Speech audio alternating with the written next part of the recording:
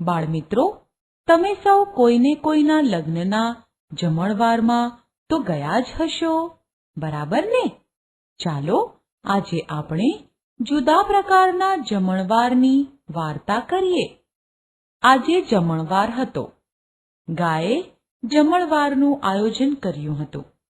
બધા મિત્રોને તેણે ખીર ખાવા તેડાવ્યા. જમણવારના દિવસે માંડવો બંધાવ્યો. સૌથી પહેલા આવી ચકલી. ગાયના શિંગડા પર બેસી તેણે ચી ચી કર્યું. ગાય બોલી, આવ આવ. ચકલી વાલની ઢગલી. બની ઠનીને બિલાડી આવી. ગાય બોલી, આવ આવ બિલાડી, બેન મારી લાડલી. ત્યાં જ ધમધમ કરતો હાથી આવ્યો. ગાયે કહ્યું, આવ આવ હાથી, મારો વાલો સાથી.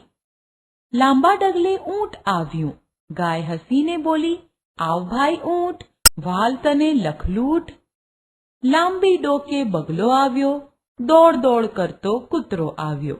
સૌથી છેલ્લે આવ્યા કાગડો ને પોપટ. ગાય કહે, આવી ગયા છે કાગડો પોપટ, બેસો પંગતમાં ઝટપટ.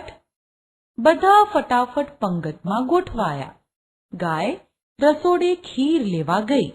ભેંસ બધા આગળ જમવાના વાસણો ગોઠવવા લાગી. ભેંસે તો હાથી આગળ મૂકી થાળી અને ઊંટ આગળ વાટકી.